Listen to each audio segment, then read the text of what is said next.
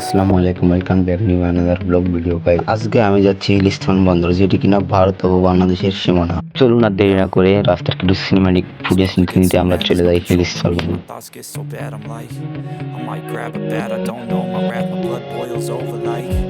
Oh God, here goes. I lost all feeling from my head to my toes. You said some shit that I can't let go, so just stay tuned for the rest of the show. So have you ever felt betrayed? Switches how you see things. Realize something needs change. 'Cause I know you got me fucked up. Let me show you what's up. 'Cause enough is enough. I'll take a face full of pavement just to make a statement. I know there's no turning back. চলে আসছি আমরা বাংলাহিলি। বাংলাহিলি মূলত বাংলাদেশ এবং ভারত সীমান্তের একটি গুরুত্বপূর্ণ স্থলবন্দর এবং সীমান্ত এলাকা। হিলের একটি অংশ বাংলাদেশ এবং অন্য একটি অংশ ভারতে অবস্থিত। বাংলাদেশ একটি দিনাজপুর জেলা হাকিমপুর উপজেলায় অবস্থিত।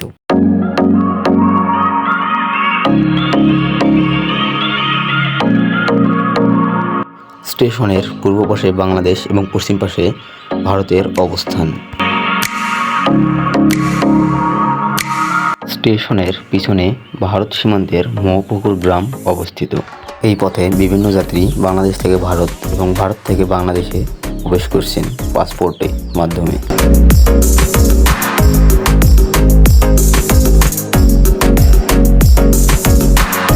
কিছুক্ষণ ঘোরাঘুরি করে এক দোকানে চা পান করলাম।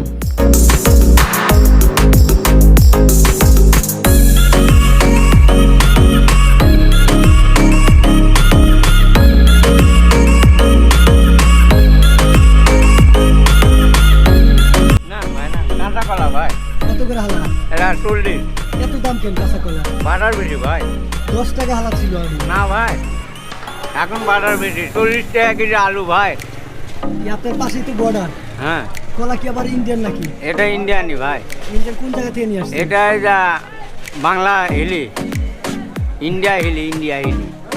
মানে এখান থেকে নিয়ে আসছেন? হ্যাঁ। এই আপনি কেমনি নিয়ে আসছেন? চুরি করে নিয়ে আসছেন? না পাসপোর্টে। পাসপোর্টে কলা নিয়ে আসছেন? মজা করতেছেন? না, এই তো আপনার সঙ্গে মজা করিনি। কলা কি ভারত থেকে নিয়ে আসতে বলতেছেন? না এমনি বললো। আগে এই মাত্র তো কিনলাম। এখানকার দোকানগুলোতে 90% জিনিস ইন্ডিয়ার পণ্য। এই যে পারফিউমগুলো দেখছেন, এগুলো সবই ইন্ডিয়ার পণ্য।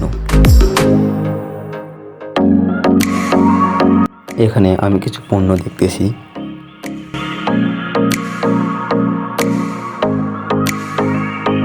এটা হচ্ছে আপনার অ্যাভেলেবেল না, যার কারণে এটা একটু রেট বেশি পড়ে যায়।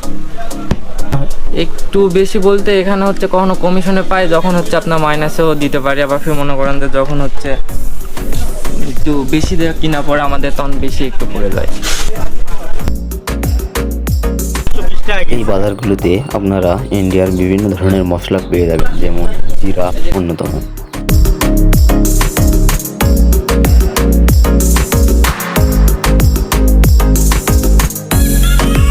মানসম্মত high quality, low quality, medium quality, আপনার যা প্রয়োজন, বিবাহ, তারপরে বাসার জন্য, খুচরা দোকান, পাইকারি দোকানে সেলের জন্য, যার যেটা প্রয়োজন আপনারা আসেন। আমরা যতটুকু অনার করতে পারি ততটুকু অনার করব। এবারে আমরা যাব কাপড়ের দোকানে।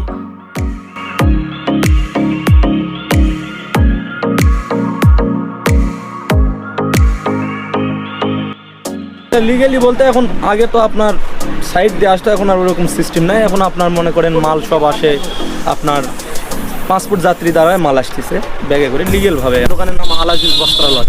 এই যে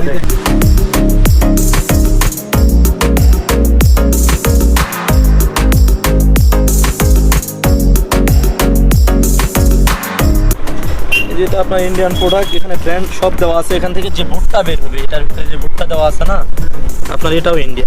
এটা চীনার উপায় হলো এই যে দেখেন, এখানে কোম্পানি বোর্ডেও দেওয়া থাকে।